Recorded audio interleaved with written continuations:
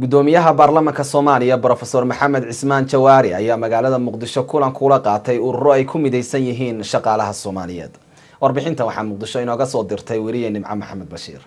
kulankan oo ka dhacay xarunta golaha shacabka ee magaalada Muqdisho ayaa waxaa ka qayb galay kusimaha madaxweynaha dalka ahna afayeenka baarlamaanka federaalka Professor Maxamed Cismaan Jawaari, xubno kamid ah golaha baarlamaanka iyo xubno matalaya ururada shaqaalaha Soomaaliyeed. kulanka oo gudoomiyaha iyo xubnihii ka qayb galay ee matalaya shaqaalaha Soomaaliyeed ay ku falanqeeyeen arrimo fara badan oo ku saabsan xaaladaha ay ku shaqeeyaan shaqaalaha Soomaaliyeed iyo kaalinta ay ka qaadan karaan horumarka iyo dib u dhiska dalka iyo waliba sidii xuquuqdooda loogu heli lahaa shaqaalaha Soomaaliyeed ayaa dhanka kale waxa su'aalo lagu weydiiyay gudoomiyaha baarlamaanka federaalka iyadoo su'aalahaasina ay u badnaayeen cabashooyin kala duwan oo ay soo gudbinayeen madaxda ururada kala duwan ee ay ku midaysan yihiin shaqaalaha Soomaaliyeed. qofku markuu doonayo inuu kalluumaysi aado wuxuu u baahan yahay inuu helo qalabkii uu kusoo kalluumaysan lahaa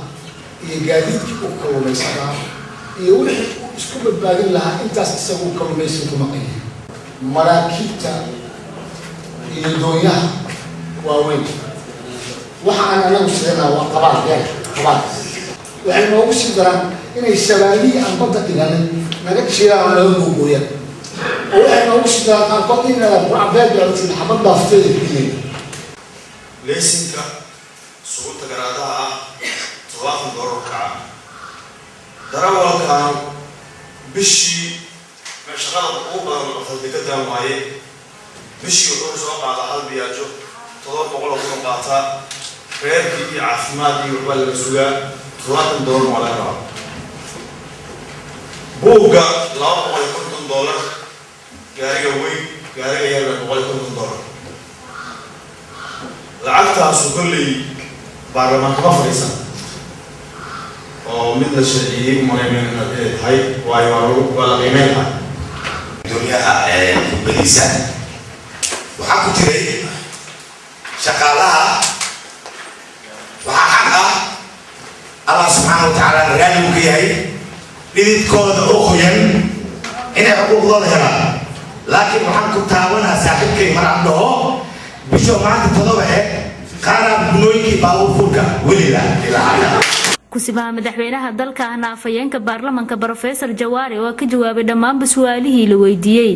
ayaa ballan qaaday in baarlamaan ahaan ay gudbin doonaan dhammaan cabashooyinka ay soo gudbiyeen ururada shaqaalaha Soomaaliyeed. waxaan aad u jeclahay shaqaalaha Soomaaliyeed oo dalkeena suuqa oo federaalka ah shaqada gunooyinka وانا ايضا اقول مثلا يجوز اول حكم الى حد نفسي والله ما تنسى ساتيدي سومالي وصل جي ولا تصور بالله كي او افكر يسرع ولا تجي الى كي الوقت سرعه كي سرعه كي احكي او مليان هاي مثل هذا التكنولوجيا تطلع لما انتم حكيتوا الفضل عملنا مقطع قضى مرة كتير مرة مقنعة. قضى كسؤال إن وقت شغالها وقت موافقة إن وحق ليه كل ما أحبناه إن وسميسن كرور شغالة وغني مسؤول عشرة أنا هدل كتير مقنعة وكفي وقت مسؤول عشرة يسمع عن دل موجودة في kulankan uu gudoomiyaha baarlamaanka federaalka ay la qaatay ururada shaqaalaha ayaa imaanaya xilli ay wali maqan tahay xuquuqdii shaqaalaha Soomaaliyeed taasi oo ku luntay burburkii dalka ka dhacay. Nimco Maxamed Bashiir, Somali Channel, Muqdisho.